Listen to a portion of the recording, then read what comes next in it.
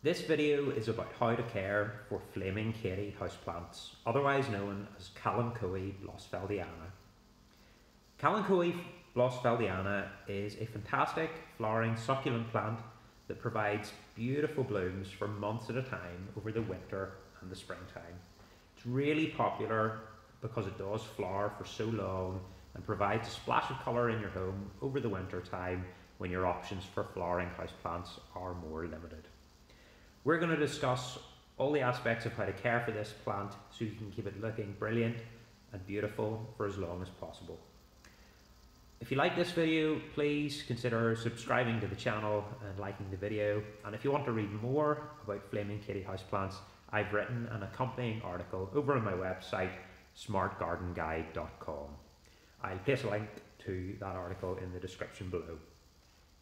So Flaming Katy, basically you want to put it in bright indirect light in your home somewhere, ideally an east or a west facing window.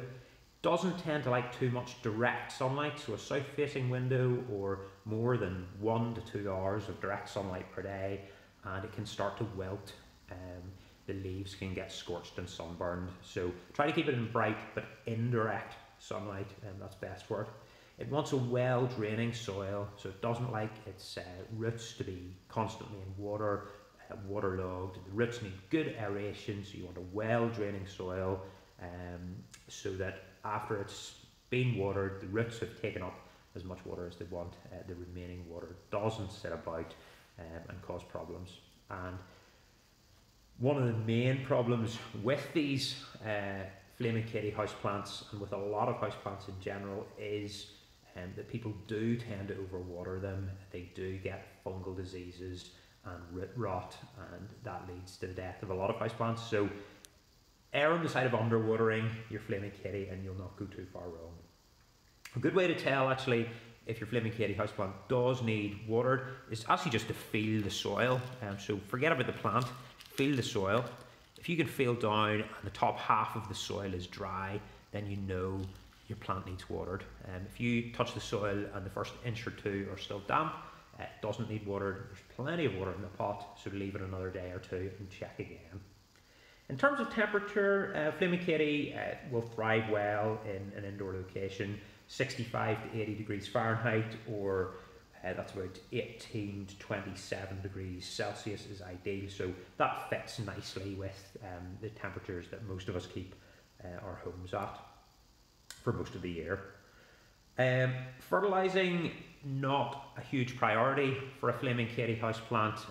Generally 2 to 3 times per year is more than enough times to fertilise it. You could maybe increase that up to once a month, but any more than that and you could run into problems with nutrient toxicity and just build up of nutrients in the soil. So err on the side of caution there as well. Flaming Katys do bloom profusely for months at a time, but there's a few wee tricks that you can use to make it bloom for even longer. So as you can see, this plant, it's still getting started. It's the end of January currently, and there's an awful lot of buds waiting to break out, so I'm looking forward to them flowering. But even at this stage, we can see there are possibly a few, you can maybe just see there, there's a wee bloom that is finished, and you can either pinch these off or cut them off, and it'll actually encourage the plant to produce new buds and further blooms. So you know, you just go around and you can either pinch them off, or ideally you should probably cut them off because it just provides a slightly cleaner cut.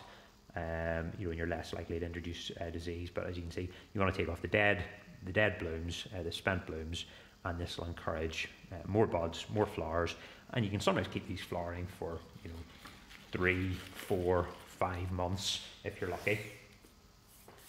So another thing to watch out actually is quite often Flaming Katys can become a little bit leggy, so they do like bright light, and we can rarely provide them with as much light as they would ideally like. So they will tend to stretch towards the light, they'll become leggy. And a good tip, usually once it's finished flowering, is to pinch them back, to trim it back, to prune it back quite aggressively, to try and keep this nice compact shape, which I think most people prefer the look of. So just going into slightly more detail, how big do they grow is a good question. A lot of Flaming Katies are sold as small tabletop or windowsill plants. They're usually dwarf varieties that don't grow to more than 8, 6 to 8, maybe up to 12 inches in height. In the wild, the natural variety will grow up to 20 inches in height, but overall they are quite small. And in terms of their spread, it's around about the same as their height. So the dwarf varieties will typically spread to 8 to 12 inches. Light, as I said, indirect sunlight is best. Avoid more than 1 to 2 hours of direct sunlight per day. An east or west facing windowsill is ideal. Windowsills in particular are good because that's where they're going to get the most amount of light. If you're putting them further into a room or in a dark location, you're probably going to run into problems just with them becoming quite leggy, or perhaps not producing as many blooms as you were expecting. Moving on then, watering, I think we've covered. Just infrequent watering, wait till the top half of the soil is dry. I suppose another thing is don't water the over the top of the plant, and that's a good tip. If you water over the top of the plant, because the foliage is so dense, quite often what will happen is that the water will pool in between the leaves, and in most indoor spaces, it's relatively cool. Airflow isn't ideal, and therefore evaporation is very slow. So you get these pools of water that will stay for a long time, and this can introduce fungal and bacterial diseases. So generally, just get your watering can and water around the side.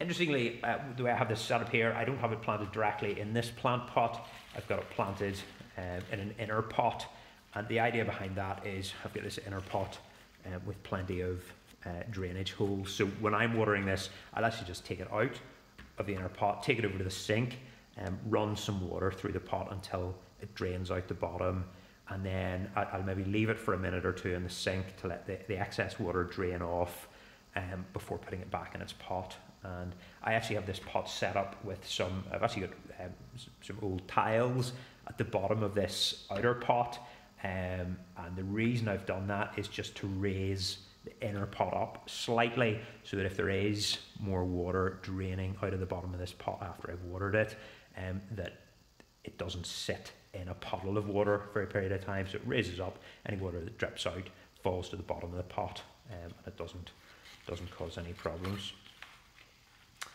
Okay, so moving on. Oh yes, humidity. Flaming Katy, being a succulent plant, it's not overly fussy about humidity levels. Ideally, sort of 40 to 60% humidity is probably ideal, although it will tolerate a variety of humidity levels. Probably actually a more arid environment is better for this plant, because it reduces your risk of fungal and bacterial diseases, and the plant will tolerate low humidity levels very, very well. Soil, you want to make sure your soil's well draining.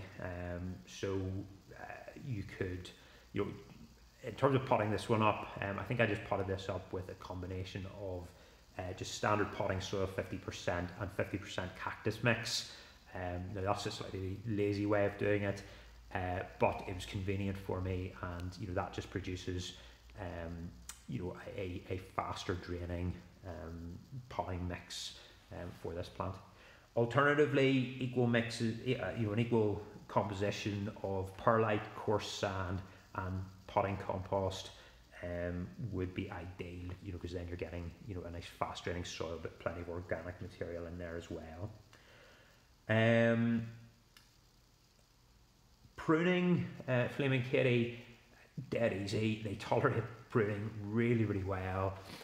Generally, I don't prune it much while it's flowering. All I do is make sure that I'm deadheading, every week or so to keep it flowering as long as possible. Once the flowers have gone, I will prune it back really quite aggressively. I'll certainly take a third to half of the foliage off, and you just want to take it off down to a pair of leaves. So take the stems off, down to a suitable pair of leaves, and then you can leave it to grow over the summer, produce new leaves and strengthen up its root system in preparation for the next blooming cycle. Propagating Flaming Katy, much like other succulent plants, it's really, really easy. Best way to do it is a stem cutting, although you can propagate leaf cuttings. A leaf cutting, literally all you would do is just prepare a propagation tray, cut a leaf off at the base with a clean, sterile scalpel or some scissors, and you can actually just place the leaves on the propagation tray. But the better way of doing it is to do a stem cutting. So you just want to take a stem off, with maybe say 2 or 3 pairs of leaves. Then you want to make sure that your stem cutting, there's a good 2 to 3 inches of plain stem at the bottom. If there's a pair of leaves right near the bottom, take them off. Prepare your propagation tray, make a hole for it. You don't even really need to use any rooting hormone because these being succulent plants, they do tend to propagate really well. So I would just do my stem cutting, pop it in a wee pre-prepared hole in a propagation tray, put a lid over the top of the transparent lid over the top of the propagation tray, and just lightly mist it.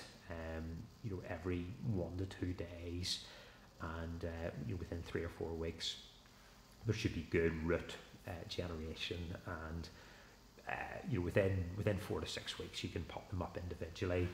A plant like this could produce loads of stem cuttings, so you're never going to run out of plants. And if any of your friends want a Flaming Katy, it might be a good wee project to propagate a few stem cuttings. Okay, a lot of people buy Kalanchoe Blossfeldiana as an annual plant. They buy it in the winter, enjoy the blooms, and then throw it out. But it's not an annual. It's a perennial plant. It'll come back year after year, and it's fairly easy to get it to rebloom. A lot of people think it's difficult. It's not difficult, you just need to follow specific instructions. Kalanchoe Blossfeldiana is a short day plant, so it requires short days, or more specifically long nights, for a period of time to stimulate new bud and bloom development. So coming into September, October, November, whenever the nights are getting longer, you want to make sure that your Kalanchoe Blossfeldiana gets at least 6 or 8 weeks where it gets 12 hours of complete darkness per night, at least 12 hours of complete darkness per night. Where some people go wrong is electric light does affect this. So if you maybe are keeping this in your kitchen or your living room, where it's dark outside, but you're putting the electric lights on, that that won't count as dark time to the plant. You need to put it in a completely dark room, from say 6 or 7 p.m. to 7 or 8 a.m. the next morning. This plant in particular, whilst I'll enjoy the blooms, during the flowering season, when it comes to trying to get it to rebloom, I will put this in a spare bedroom, somewhere that people aren't going to be coming in and out of in the evening time. So literally when it's dark outside, it'll be dark in this spare bedroom, and it'll get at least 12 hours of darkness per night. Once you've given your plant about 6 or 8 weeks of complete darkness for at least 12 hours per day, it should be well into the blooming cycle. You should start to see buds developing, and you can start to look forward to another round of blooms. I think that's probably all I want to cover in this video. I've got a lot more detail over on my blog article on smartgardenguide.com, so I'd love you to come over and have a read at it. If you've got any questions about caring for Blossfeldiana or Kalanchoe Blossfeldiana, I'd love to hear them, so please make a comment below. And again, if you like this video, press the like button, and I'd love you to subscribe to the channel.